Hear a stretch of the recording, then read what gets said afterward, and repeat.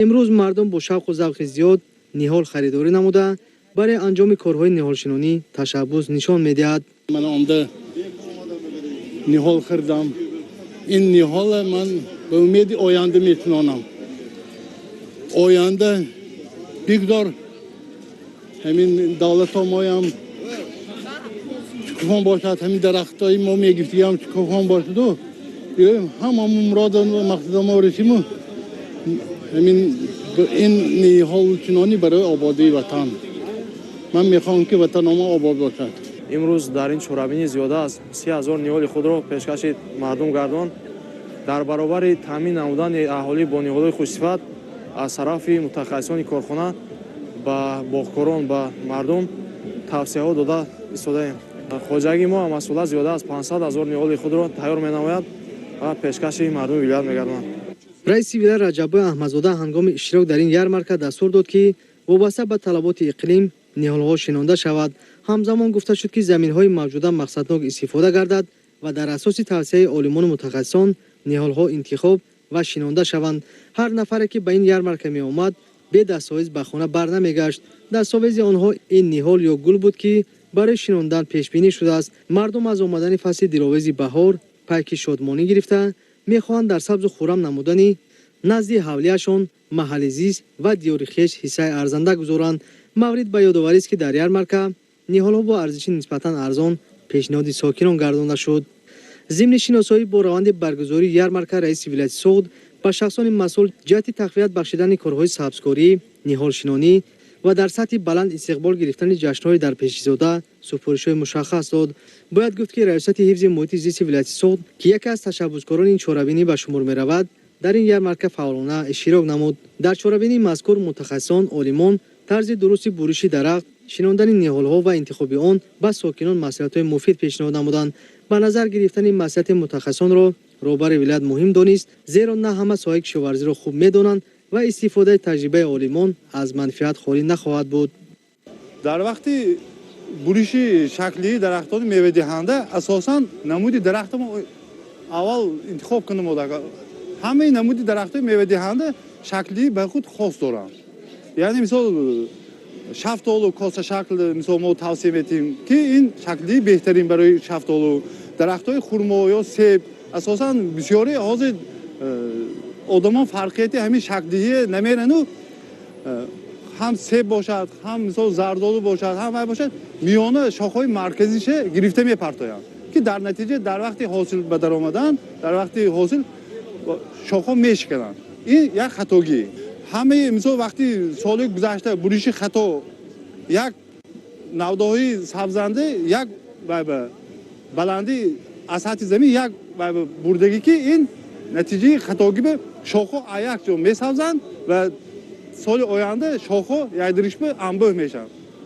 هم حاصل بینی که در وقت حاصل میوه ها به کسلی دچار میشن. حاضر من اینجا نشان دادم من شاخه یک پایان شاخه‌ای که مثال پهلوگی شاخه مثال نسبتی و یک پست و بلند کرده بردگی من اینجا شاخه مرکزی موندگی سال آینده بعد اینجا شاخ میتن ما میتونیم اینه قبض به قبض شاخه‌های مثال سبزانده حاصل دلخواه گیریم. اگر فیلیلی اینستیتوت باغ و تخم‌پروری و سبزیجات‌کاری اکادمی علوم‌های کشاورزی تاجیکستان در سمت بنیاد باغ‌های اینتنسیوی عالمان فیلیال در این جاده کارهای نظارت گذرانده ایستاده‌اند. این ها زیاده از 15 سال می شود که دایر به بنیاد باغ‌های اینتنسیوی با روحی قلمچی زیاد کردن پرورشی اینها به راه مانده شده است. دایر به همین کارهای علمی گذرانده شده است. عالمان ساحه دایر به همین موضوع رساله های نامزدی دفاع نمودند. برای بنیاد باغ‌های اینتنسیوی همون فرمران که باغ‌های نو بنیاد میکنند توصیه های عالمان گرفته همون نوهایی که بازارگانی باشد صادراتی باشد از آن باغ بنیاد نمایند.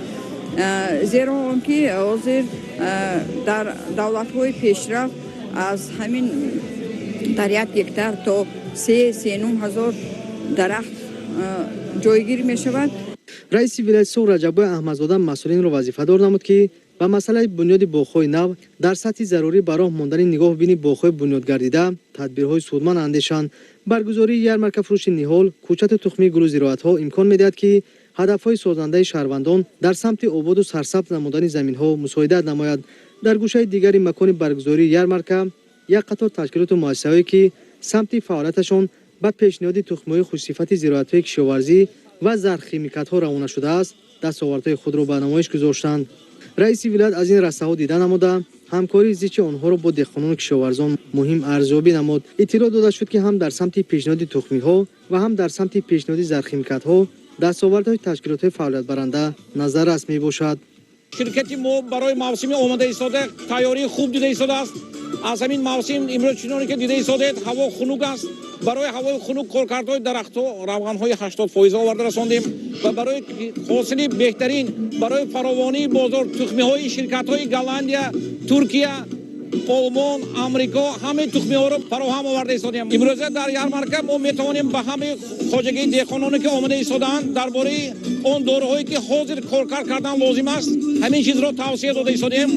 дар баробари пешниҳоди ниҳол гулу тухмиҳои зироат, зархимикатҳо ва дигар маводҳои зарурии соҳаи кишоварзӣ дар гӯшаи дигари идгоҳ ярмарка фурӯши маҳсулоти кишоварзӣ ба роҳ монда шудааст.